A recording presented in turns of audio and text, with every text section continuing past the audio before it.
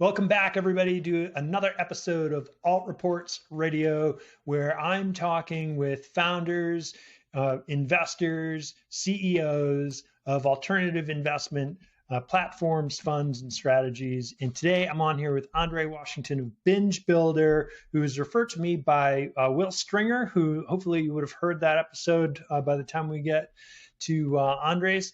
Super happy to have you here. And I took a quick look at your site, but I got a bunch of questions, so I'm happy to have you on here. Andre, welcome to the show. Thank you very much. Happy to be here. So the first thing I want to do is maybe if you could tell me a little bit about how you came to be building Binge Builder. Where did the idea come from, and what are you working on achieving over there? Sure, that's a great question. So I actually have a bunch of different backgrounds, but the two that inspired this concept was I spent a while out on the road as a kind of working stand-up comedian after I got out of the military. Oh, wow. Kind of traveled around the circuit in New York and in the Midwest doing comedy.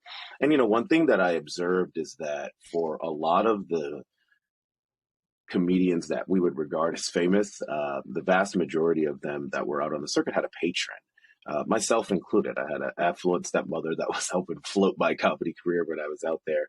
And so that was the first kind of seed. It's like, wow, that's interesting that like the vast majority of people, you name a comedian and I'll name the patron that kind of supported their career in the early stages before. You think of like the Hannibal Burris's of the world.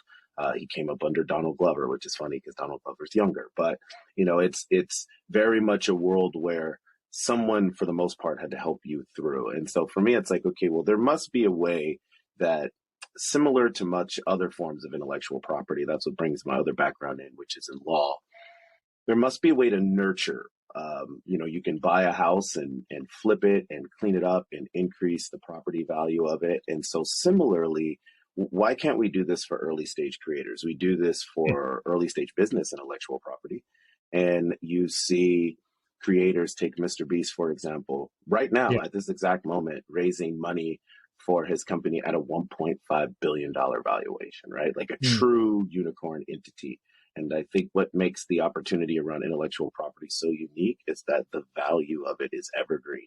So while highly speculative, right, hence being on an alternative investment site, but it also is evergreen, which is unique, right? It's different than some other forms of intellectual property where the revenue generation can not only happen at any point in time in the life cycle of IP, but oftentimes it's later in the life cycle for intellectual property where the value, look at Marvel, right? And think of how long Marvel was around before it just became a money printing machine. But for decades, all throughout I was in high school, no one cared about Marvel at all, right? Yeah. It was something that kids that, read and engaged with, but it didn't have the revenue potential to it. It's part of the reason why Sony owns the rights to Spider-Man, right? Because Marvel was going bankrupt and they needed to sell it, right? And still to this day, Disney can't pry Spider-Man away from Sony, right? And so for me, it's that's the value of intellectual property is that, yes, we're talking about late stage IP, but in our company focuses on early stage IP, but conceptually, that's the inspiration for the company. It's this, we want to nurture, grow, develop, invest, and take ownership stakes in early stage intellectual property represented in the form of creator income share agreements, which you're probably familiar with if you heard the episode with Will, where they work with individual people with an income share agreement. We work with creators. We also do IP assignments where we'll purchase the intellectual property outright. We will invest often into the creator's company. A lot of the creators, the YouTube type creators that we've been focusing on primarily because they get to revenue generation quicker. They tend to already have small formal companies for the most part already in place. So let's talk a little bit about that thesis. And you said it pretty fast, but you're a stand-up comedian lawyer? Is that what I yeah, that was kind of the two intersections of my background. Yeah, when I got out of the Army, I think comedy was a great way for me to like understand and process and reconnect. And so I really enjoyed the experience of having to develop and then actually go deliver. And I think it is one of the things that in being a founder and having to pitch constantly, it can be tough to overcome oftentimes the stage fright of constantly having to put yourself out there and deal with the rejection. And so years on the tour doing comedy definitely helps steel your rejection muscle. Sure. And so was it litigation? Were you orating in the courtrooms and to tie it all together? Oh, I don't want to super dwell too boring. long on No, it. it was mostly military stuff. So environmental impact boring, like Like appellate JAG or appeals. whatever. No, I actually worked for Bonneville, which is one of the federal government's power companies. This is going to get so boring for people. But the federal Well, government owns two private power companies, Bonneville Power Administration and the Tennessee Valley Authority. okay. And so the Tennessee Valley Authority manages the power from the Mississippi River, and the Bonneville manages the power from the Columbia River power system. It's like a joint annex department between Canada and the United States. And so we handle a lot of the like regulatory concerns around power mitigation, trading. There's a trading floor inside of Bonneville where they trade that power. It's another alternative asset if you wanted to go down there. Yeah, there's literally a trading floor on the top floor of Wow. Bonneville where they trade power and electricity and tax credits for the most part 24/7. Wow. That's wild. I didn't know any of that. Thank you. So yeah, so boring, but also kind of interesting. So tell me a little bit more about this thesis. So you mentioned YouTube creators. So you're investing in creators. Tell me a little bit about like what kind of creators are you looking for? How much are you investing? What's the revenue stream that you're looking for from them? Like, let's just kind of get a box around what that looks like would be great. Yeah, so we started out pretty agnostic 2 years ago when we founded the company. And what we wanted to do first was get a better idea and understanding of who would be interested, right? Because I think it's pretty presumptuous to assume that people want to take your money. And so I think for us, we were relatively agnostic in the beginning. Let's see what comes in. A little bit of film came in, a little bit of television came in, YouTube projects came in. What we noticed with film and television is obviously that's a extremely networked space. And so even if you're just trying to move on from the pieces of IP, there has to be a level of development into them, even to sell them from like a shopping agreement. And so that takes a level of like, you can almost think of it as like follow-on investment, right? Because you have to spend some extra capital to develop that. And so we found that that's, at least at this stage, with us being very early stage, those aren't the ideal profile for investment. So where we found our sweet spot being is in creators that are focused primarily on YouTube, I would say TikTok to some extent, because they tend to be interchangeable, admittedly. But creators that are either actively in monetization or what we would call near monetization. And so near monetization is they're close to about 10,000 followers on YouTube. Usually monetization starts at 1,000 followers and a certain amount of viewing hours. But for the most part, people that are at about 10,000 followers tend to have the viewing hours metric completed. It's like 2,400 hours, something like that, of viewing hours. Might be more than that, so don't quote me on it. Okay. But it's an intersection of viewing hours times you have to have a minimum of subscribers to your channel for the partnership program. And so for us, we tend to focus on creators that are right around the 10,000 in the YouTube space and right around the 100,000 in the TikTok space, only because it's a little bit easier to get a following on TikTok. And so that tends to be our sweet spot. And what we also look for is comedy. We look for satire. We look for beauty and makeup. We haven't signed one of those creators yet, but we're actively searching for those aggressively.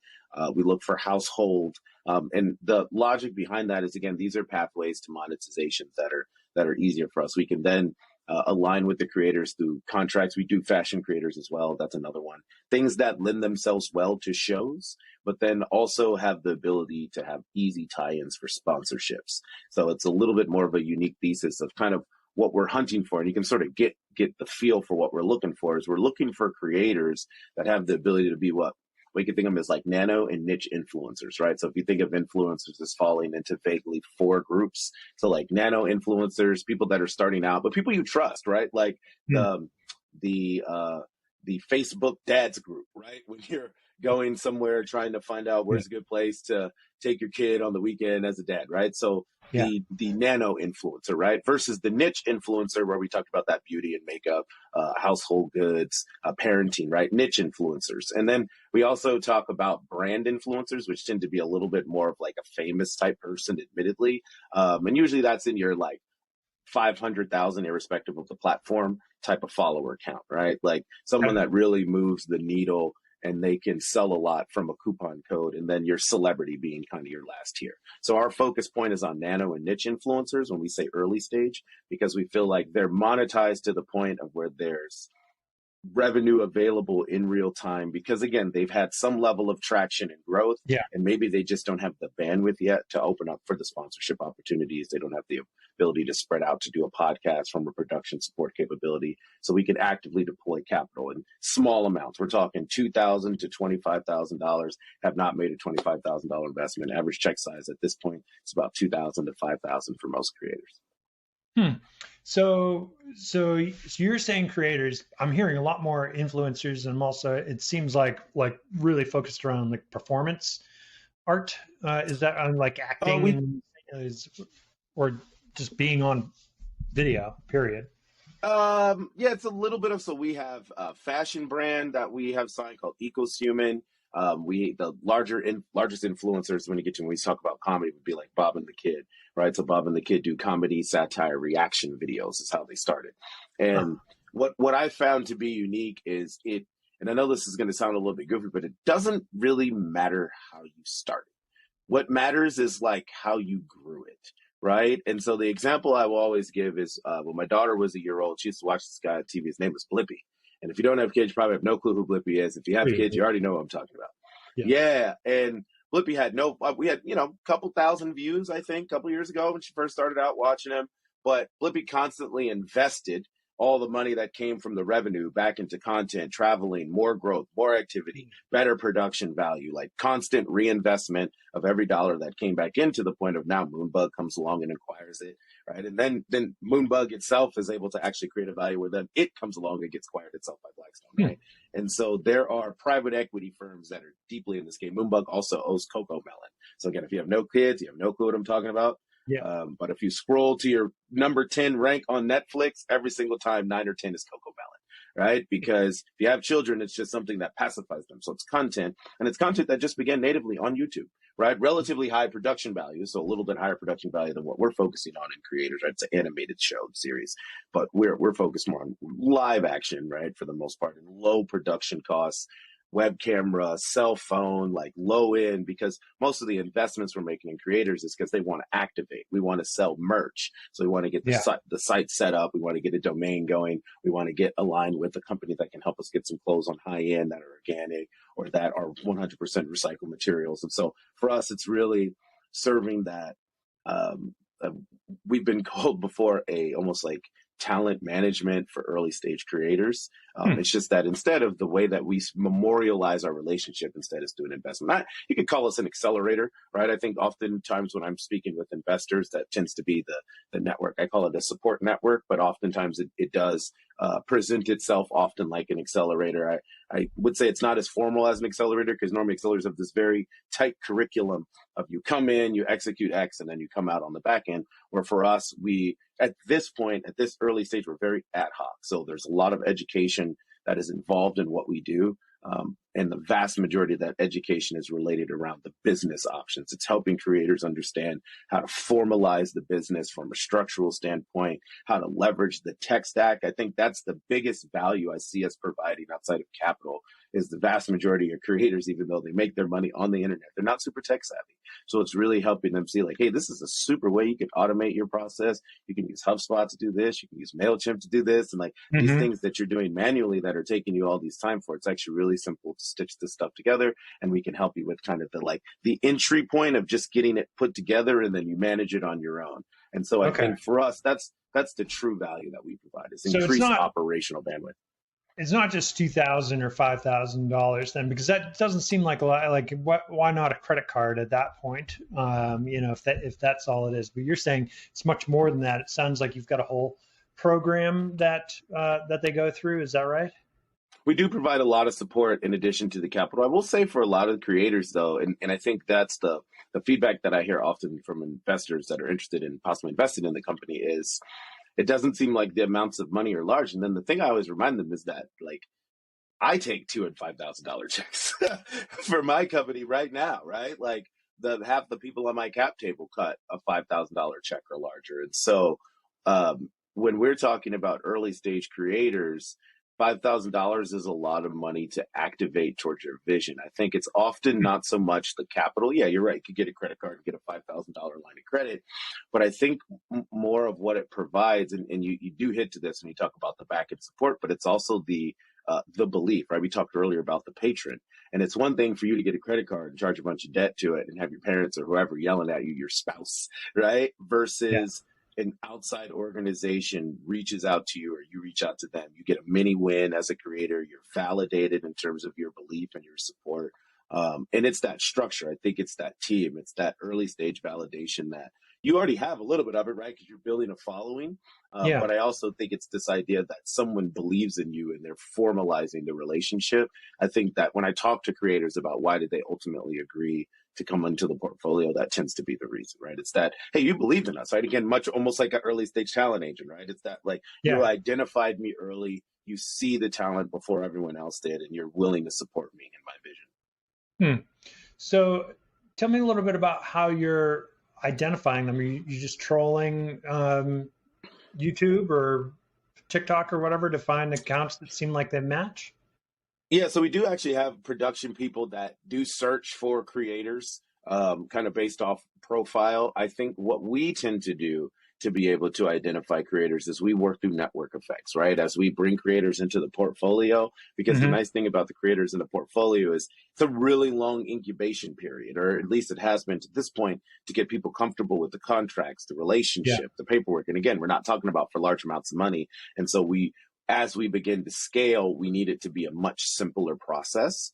And so because of that, we found that when we work from one creator and then from them through their network into the introduction of the next creator, that's a much easier way to scale than when creators come inbound through the pipeline and we assess them in reaction. That's definitely the vision of how we get there ultimately, right? Through marketing growth, driving inbound leads, working and processing through it, most likely running some sort of algorithmic equation based off our success rates, profile following, diversity of the intellectual property concept, right? So is it just this, or does it have the ability to be other things, right? What we look for is it's a YouTube, but it could also be a podcast, right? Or it's a podcast, but it could also be on YouTube, similar to how you and I kind of spoke earlier. So we look for people that are open to diversity, projects that have multiple pathways to revenue, and creators that actually want to build a company, right? Not every creator wants to build a company. And so it's really trying to understand, like, what is your goal, and does your goal align with like ultimately what we're trying to do? We don't want to put a bunch of pressure on you if you just have a side hustle and like it's working out for you. But if you have a vision, what we tend to hunt for is teams. Because individual creators it's not that they're hard to work with, in my opinion. It's just that to what you called out earlier, there's less of a need for all this formalization because it's just them, right? But when it's more than one creator, we've sort of been able to show them that like, hey, y'all need to formalize this anyways, right? Because you have money coming in, you got multiple people, and at some point, someone's going to want more or someone's going to want to leave, and you're not going to have any formal structure around how you're doing this. And it tends to be the aha moment for them. So we found that at least to this point, unless we're purchasing the intellectual property outright, what tends to make the most sense is hunting for teams. Okay. Right. So you hear that a lot in the VC funding space. I have friends who fund, tech startups, and they much prefer, it seems like teams most of the time. So that's fair. So $2,000 to $5,000. What's the return for you? What are you targeting for? What is the, like, what are your expectations? Obviously, you don't expect all of them to make it. Many of them just, fizzle out or whatever. So what's the return look like? Like if you project out a little bit, what's the goal? Yeah, sure. So just to clarify, it's 2,000 to 25,000. But to your point, the average check size to this point has been 2,000 to 5,000. Now, in terms of the goal, the way we look at it is very similar to venture, right? If you have a $10 million venture fund, you're taking between 5 and 50 swings. Maybe if your check sizes are real small, you can get about 75 swings. But if you're doing follow-on investments, it's closer to that 5 to 50 range. So with that same $10 million, we can take 1,000 swings, right? Because we're taking significantly cheaper swings, but grabbing the same amount of equity. And we're, for the most part, grabbing equity that's non-dilutive, right? And so like in the traditional venture capital investment, that company is going to continue to need follow-on investment. But as you've sort of already called out, we're investing in things that don't often need these large subsequent rounds of like Series A and Series B and Series C. So there may Yeah. only be 1 to 2 other rounds, if ever, rounds of follow-on. In some cases, we're taking ownership stakes in LLCs. We're not only just taking stock equity stakes in companies. We're most often taking an ownership stake in an LLC, and with the right to be able to convert it later. So we're doing safes tied to LLCs. We have a law firm that we've been working with since day one.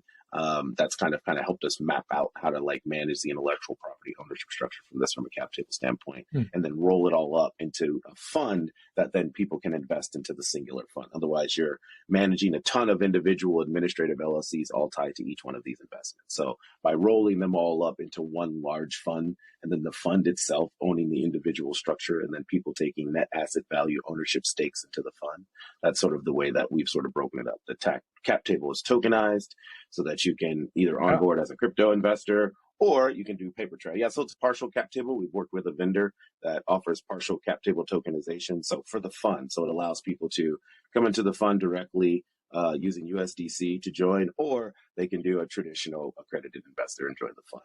Now, in terms of what we look for, it's pretty similar to your traditional venture fund. We're looking for 2.5 to 3.5x in terms of the return on investment. And then for us, when we think of what does success look like, right? So you're taking 1,000 swings. How many of these need to hit? So earlier we talked about those tiers of celebrity, brand influence, niche influencer, and nano influencer.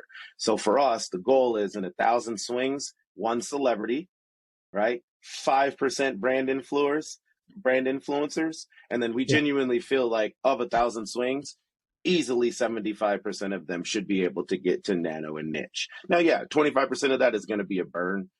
Maybe a little bit higher, but because we're looking, when we say nano and niche, we're talking $1,000 of actual return on investment, right? So if we have a YouTube creator that's now got their channel to the point of where they're generating very small, we're talking $1,000 a month here, and we've only made a $2,500 initial investment, and we have a 5% stake into their $1,000 a month that they're bringing in after they've covered for their costs. It's almost like small business loans, right? So it's not like very high risk factors that we're taking in terms of, yes, we're taking lots of swings. And to your point, only 1 to 2 to 3 of them will hit in that unicorn level. But the difference is when we hit a unicorn, it's an evergreen piece of intellectual property, right? It's this YouTube channel that has this indefinite growth power to it. Now, it's not that it's always going to go up over time, but it's that once it hits that critical nexus point of it's making $100,000 to $250,000 a year, that's what we consider a unicorn tier for us. So again, very small, right? Very small returns on investments because we're not making large investments on the front end. How often, I guess that's a real hard thing to answer, but I just wonder to grow from, 1,000, I've had YouTube channels with, 1,000 or 2,000 subscribers before. That's not too much, but like there was no, how often do you think you're going to see them like have any, okay, few questions because you've said a lot and I'm trying to process it all. So let me back up a little bit. So first off, sounds like if I'm taking 2 to 25,000 from you, do I already have an LLC? Are you helping them set up the whole structure right from the? Yes, that is correct. Yeah. Often, so you do the whole thing, right? Sometimes, sometimes. Again, I'll be honest. Like a lot of these creators already have this, right? Like when we're working with duos, that's why we started hunting for teams, right? Because when we started hunting for teams, what we began to realize is they tend to have an LLC in place. It might be a little murky, so maybe we need to come in and help them clean it up a little bit. Or they were using someone's LLC for something else, but they at least have the process in place. They had something trying to do, so we'll help them move it over. Yeah, exactly. Yeah. And so are there a lot of YouTubers and TikTokers making 100,000 or more? YouTubers, yes. TikTokers, the revenue stream is a little bit more diluted. YouTubers, yes. Okay. And so for us, when we talk about revenue growth, like that's just passive income that you make from making your YouTube videos and have the growth. That's not even the opportunity to go out and get you signed to Jelly Smack or get you logged on to Memento NFT or get you working with direct distributors in terms of the Walmart Creator Program. So that's just like the money you're making from YouTube. That's not even Yeah. the opportunities that you now have opened up from a sponsorship standpoint. Bob and Leonard, or Bob and the Kid, are a great example, because we started working with them in the summer of 2021, and they do reaction videos to music videos, right? So they watch a music video, they do reaction vids to like music videos on YouTube. Really popular kids, very funny. I'm gonna have to look them up. And yeah, and they've had like Atlantic Records come to them and say like, hey, what we'd actually love to have you do is help us pop emerging artists, right? And so instead of you watching like a Michael Jackson video, which we also love because it's still great, we would prefer that like these artists that people haven't necessarily heard of, we can maybe kind of feed them to y'all, and y'all maybe do the music videos, and then we can find out some compensation structure for you guys on the back end, right? And so that's what we're seeing as the opportunities. We're seeing that like as companies shy away from wanting to align with larger brands from a cost standpoint, they look for how can I get basically that almost that direct to consumer marketing through the influencer, right? And I mean, Walmart's a perfect example of this. Like they literally have created a creator program themselves. They built our company effectively inside, where they find the creators themselves, they nurture them, they help you understand Walmart's different product offerings, and so how you can make it part of your videos as an influencer, and then how the compensation structure works for you. And so I think that organizations at the highest tier understand. I think it's part of the reason why Walmart tried to buy TikTok, right? Is they immediately saw the opportunity that was there from wow, we can basically use this to move our stuff, right? Like this is a very compelling way for people to buy. People tend to search for TikTok. I would say a millennial generation, it's an Amazon, it's a Google search. A Gen Z situation, it's a TikTok video to be able to understand like iron shirt, right? And like, what's the way to do it? Like, what's the app? Like, what is the best play? Oh, wow, shirts that don't need to be ironed. Perfect, right? Like buy now, right? And so that conversion, you get that influencer ad. What was going viral during Black Friday was a lot of the influencers. I think it was a Target influencer, maybe a Sephora influencer, who had a coupon code. And she had been like popular since May. Like some people had used it and it was like 25% off. But what they realized was this lady's coupon code stacked on top of like all the Black Friday deals. And so this woman literally made like millions of dollars for Black Friday because everybody's using her coupon code to like buy makeup or whatever it was, right? And so I think that like where influencers are showing their value from a help move consumer product standpoint is that they have brand loyalty, right? Where maybe for our generation, it's more of a celebrity-driven purchase process. It's more of a reality-based, influencer-driven purchase process, I would say, for the under 35 crowd. Interesting. So you mentioned 5%. Is that what your terms look like with folks most of the time? Yeah, we hunt. We're not locked in. It really just kind of depends on what you have. Where are you in the growth stage cycle? What is the opportunity before? If it's an IP assignment, it tends to be 50%, right? Because we kind of want the controlling stake if we're going to buy some intellectual property from someone. So it really just depends on what they're doing. If it's a creator income share agreement, it might only be 1%, right? It really just depends on like what's the size of revenue that we're getting a share of, and that'll sort of dictate the investment and return that we're making. And so those things. IP assignments, creator income share agreements, equity stake investments. Okay. And so what do you feel like is your edge in this? There's a lot of folks, like you even mentioned Walmart, going out there and looking for these folks. Why you? Well, I would say that like what makes us unique, what I tend to talk to creators about in particular when they're asking me that question versus I can ask from the investor side and from a creator side. And I would say the reason why creators tend to work with us is, for one, like, again, much like talent management, like we're there pretty early. And so like the question tends to be, what are you going to get out of it, right? They tend to understand the value of what we're providing and what we're here for, but they're really concerned of like, what are you guys going to get out of it? Why are you coming in so early? And so it's often trying to educate and explain to them that, hey, we have a hypothesis, and we basically believe that creator IP is as value as business IP. We're effectively the first creator IP venture fund, if you want to think about it like that. And so what we're focused on is trying to get access to your equity because we believe it's going to be valuable. I try to be pretty transparent. And then in terms of like, for an investor, what's the opportunity here? I would say that like it's already happening, right? I would say that like the way IP is developed now at the highest stages is studios in Los Angeles go to banks in New York. They get loans to make giant pieces of intellectual property that then are traded as securities if they become valuable, right? And so I would say that like Sure. that, it's already something we see. And what we're trying to do is, and again, I gave the example earlier of Mr. Beast. There's a lot of companies at the edge of this space. There's Creator DAO, there's Story DAO. So they tend to take the form of DAOs at this moment, but When people you're are there. saying DAO, are you People are. saying like a decentralized? You're talking about a crypto, like a DAO? Mhm. Is there? Yeah. Okay. Yes. Yeah, so the companies like us that Yeah. exist at this moment, they don't tend to have our same paperwork structure. They tend to just have Okay. a DAO structure. Creator DAO is almost a one-for-one copy of what our company is. It's founded by a very famous influencer on YouTube, and so very similar business concept.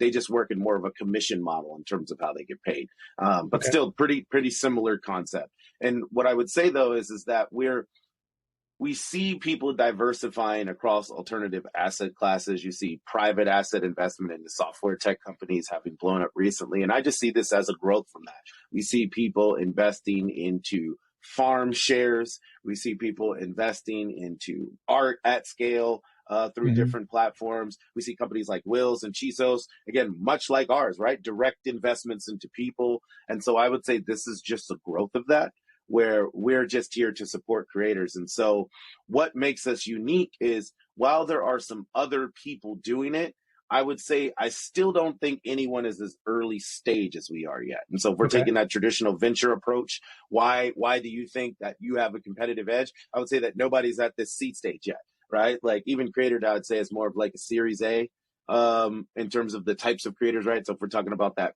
celebrity brand niche nano, they would primarily be focused on brand and celebrity influencers, right? People that already have the ability to monetize in the hundreds of thousands to millions right now. Okay.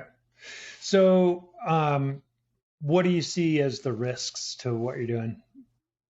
Oh, it's extremely risky, right? I would say that like the thing that makes it less risky than other alternative investments is there's actually an underlying piece of property, right? With the intellectual property, like there's an actual ownership stake into two creators that are revenue generating, right? Versus some of the other more alternative investment platforms, there isn't always like a underlying actual ownership of an asset, right? So I think that's one thing. I think that there's actual hard tangible intellectual property. If the company fails, there's still a vault of intellectual property that can be sold, right? I often get asked, what do I see the exit being? And the exit is the same exit that happens to most real publishing houses or intellectual property holding companies. Is they get purchased for their library, right? Yeah. And so like that's the acquisition of the IP you've developed. Yeah, that tends to be the value.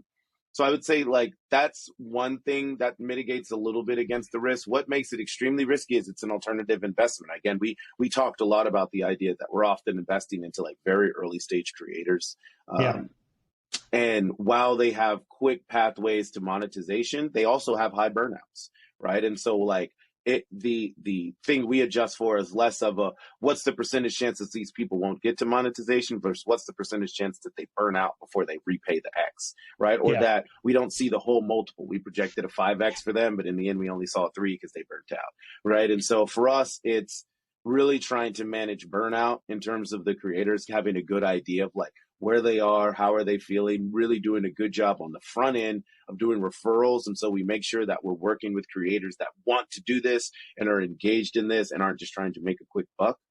So I would say that's how we're trying to underwrite, right, for lack of a better term, the investment. But on the high end, what we're really looking at is quality of content, right? Because we feel like if you have good quality of content, then the quality of your content, and how do you measure quality of content? We look at the consistency that you post, and we look at the quality of the engagement on each one of your posts. Not just do you have likes, but do you have comments? Like we're actually digging for like, because I mean, you could buy likes, you can buy views, right? And so it's really trying to see like, is there engagement? Is there comments? Like, and sometimes you have to buy some likes and buy some views to kind of get that first like initial algorithm pushing your stuff for it. So I'm not hating on that at all. What I'm just saying is that like what we're looking for is engagement, that people are engaged with your content, because the value of early stage creators is their communities are highly activated, right? Where a later stage creator, doesn't always have as activated as a community as sometimes a YouTube follower with just 1,000 subscribers who can activate and still sell $100,000 worth of merch a year. Right. The burnout makes a lot of sense to me, and that's what in the back of my mind. That's what I was thinking is that it can be a grind creating content all the time, whatever you're creating, and yeah, I could definitely see that. So, and almost none of our creators are full time, right? Because they're early stage. So most of our creators are to the point where they have another day job and they create in addition to what they're doing. And I think that's part of the value we provide is we. Like Jocelyn and Courtney, for example, are two relatively famous traveling comedians. In the bandwidth we provide is they show up, they record, we chop it, we edit it, we post it. And so for them, it's less about the front end investment, and it's more they used all their investment to just cover the production costs for their show. So for them, it's mostly about like, hey, I'm on tour all day long, traveling all the time. I can come on once a week, record my pod, get it out, and it's done. Cool.